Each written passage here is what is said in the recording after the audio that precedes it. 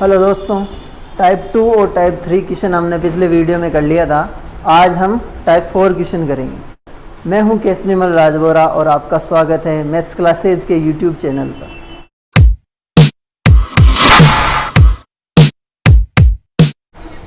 Type 4 question है। एक परीक्षा में 80% विद्यार्थी अंग्रेजी में, 85% विद्यार्थी गणित में और 75% विद्यार्थी दोनों विषयों में उत्तीर्ण हुए। तो यानी कि जैसे ये हम इसको ऐसे समझ सकते हैं कि 80% तो अंग्रेजी में पास है, ये इंग्लिश है, ठीक है, इंग्लिश, और ये मैथ्स में पास हुए 85%, ठीक है, और दोनों में मिला के कितने पास हो रहे हैं, 75%। अगर आपके 11-12 में मैथ्स थी तो आप आसानी से ये सेट वाला क्वेश्चन है, ऐसे क्वेश्चन आते हैं कंफ्यूज करने के लिए। तो यहाँ पे देखो 80 और 85 ये दोनों अलग अलग हैं, यानी टोटल 100 बच्चों में से 80% पास हो रहे हैं अंग्रेजी में, 85% पास हो रहे हैं गणित में, ठीक है। और अगर हम दोनों ऐसे बच्चे निकाल लें जो दोनों में पास हो रहे हैं तो वो कौन से, 75%, ठीक है। तो अब ऐसे बच्चे हैं जो दोनों में ही फेल हो रहे हैं, वो हमें निकालने हैं। वो कैसे निकालने हैं, जैसे 100 तो टोटल है परसेंटेज, माइनस 80 तो किस में पास हो रहे हैं, इंग्लिश में, और 85 पास हो रहे हैं किस में, गणित में। और इनके साथ इनके अलावा दोनों में जो पास हो रहे हैं वो इसमें से माइनस कर देंगे। क्यों, क्योंकि दोनों में जो पास हो रहे हैं वो दोनों में आ रहे हैं, पर वो अलग रह रहे हैं। कौन से अलग रह रहे हैं, जो केवल इंग्लिश में पास हो रहे हैं और केवल गणित में पास हो रहे हैं। तो वो कैसे आएंगे, 165 माइनस 75 माइनस 100, तो ये आ जाएगा 90। इसको माइनस कर देंगे इसमें से, तो ये आएगा 10। यानी कि 10% ही ऐसे बच्चे हैं जो दोनों में फेल हो रहे हैं। तो 10% कितने यहाँ पे बताया आपको, 40। तो 10% अगर 40 है तो 100% यानी कुल कितने होंगे, सीधा सा दिख रहा है 400 होंगे। तो इसका आंसर क्या हो जाएगा, बी आंसर हो जाएगा। टाइप 5 क्वेश्चन है। एक चुनाव में मतदाता सूची में से 10% मतदाताओं ने वोट नहीं दिया। कुल डाले गए मतों के 10% मत अवैध घोषित कर दिए गए और सफल उम्मीदवार ने कुल वैध मतों का जितने डाल दिए वोट उनके 45% मत प्राप्त करके 1620 मतों से जीत हासिल की। तो मतदाता सूची के अंदर कुल कितने वोटर थे, यानी हमें ये बताना है इसमें कि कुल कितने मतदाता सूची में नाम थे, ठीक है। तो सबसे पहले ऐसे क्वेश्चन के अंदर हमें क्या करना है, देखो इसको x मान लेता हूँ। अगर मैं x मानता हूँ किसको, जो टोटल वोट थे। हमें ये क्वेश्चन देखो एसएससी में आया है, तो क्वेश्चन को जल्दी से जल्दी कैसे सोल्व करना वही देखना है। तो सबसे पहले हमने टोटल मतदाता क्या मान ली, x मान लिए। तो उसने बोला है कि 10% तो वोट नहीं दिए, यानी 100 में से 10 गए तो कितने बच गए, यानी इसके 90%, ये 90% इतनों ने वोट दिया। फिर उसके बाद क्या किया, 10% मत अवैध घोषित कर दिए, यानी 10 और माइनस हो गए।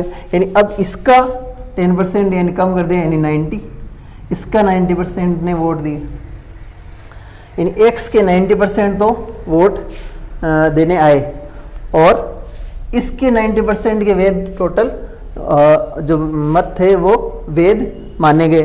फिर आगे देखो, उम्मीदवार जो जीता उसने 54% वोट प्राप्त किए और 1620 मतों से जीता। तो यानी जो टोटल था 100%, इसको 100% मान रहे हैं, इसमें से 54% उसने वोट प्राप्त किए।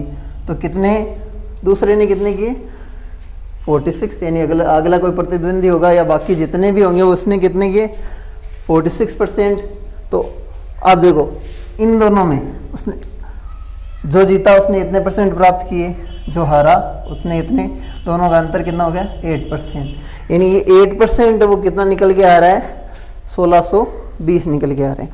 यानी इसका 8% कितना आ रहा है, 1620। तो ये एक सीधा सा एक लाइन का हमारा इक्वेशन बन गया और इसी में आंसर आ जाएगा।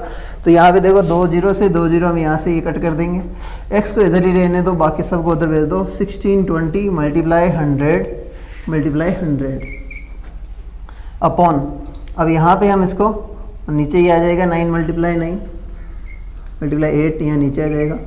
अब देखो 9 की टेबल में इसका डिवाइड हो रहा है 1 टाइम और ये जा रहा है 8 टाइम, फिर 9 की हो रहा है डिवाइड 20 टाइम, यहाँ से ये 2 से हो रहा है डिवाइड 10, और ये आ रहा है यहाँ पे क्या 4 को यहाँ पे डिवाइड कर देंगे 25 2 0 ये 1 0 ये, तो कितना आ गया 25000, यानी 25,000 क्या आ जाएगा, इसका आंसर आ जाएगा।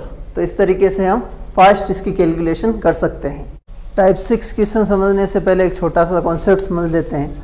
जैसे हमें कहा है कि ए से बी 10% अधिक है, तो यहाँ पे हम एक बार देख लेते हैं कि हमने ए को मान लिया 100 और बी इससे 10% अधिक है, तो इसका 10% निकाल लेते हैं, 10 ही आएगा वो, तो कितना हो गया बी 110 हो गया। तो ए से बी 10% अधिक है, तो बी से ए कितना कम है,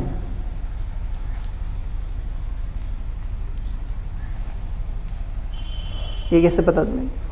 तो बी से ए कितना कम है, बी कितना आ गया ये रहा, ठीक है। अब ए कितना कम है, कमी कितनी है 10 की है, 0 से 0 कट कर देंगे, आ जाएगा अपॉन 11, तो ये 99 यानी 99 9 टाइम आता है, यानी 9 बच गया क्या 1/11%, ये इतना कम है। तो इसी पे एक कॉन्सेप्ट दिया है आपकी RS अग्रवाल बुक में कि अगर देखो हम यहाँ पे ये क्या बन रहा है कि A से B 10% अधिक है, तो B से A कितना कम है ये निकालना है। तो सीधा सा फॉर्मूला ये बनेगा कि यहाँ पे ऊपर तो आएगा R, जितना परसेंट उसने बोला है वो यहाँ आ जाएगा, ठीक है, और नीचे आएगा 100 प्लस R, तो 100 प्लस R ये 110 हो रहा था, मल्टीप्लाई 100। ये सीधी सी चीज़ है कि अगर A से B इतना अधिक है तो B से A कितना कम है ये निकालने के लिए ये फॉर्मूला यूज हो जाएगा, ठीक है। कम दिया हुआ है, मान लिया कि A से B 10% कम है, ठीक है, तो B से A कितना अधिक होगा, B से A कितना अधिक, ये कैसे निकलेगा, सेम देखो यहाँ पे एक बार समझ लेते हैं नंबर से।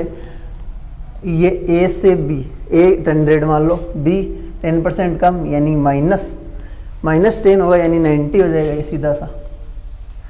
B क्या गया, A तो हो गया 100 और B क्या गया 90, ठीक है।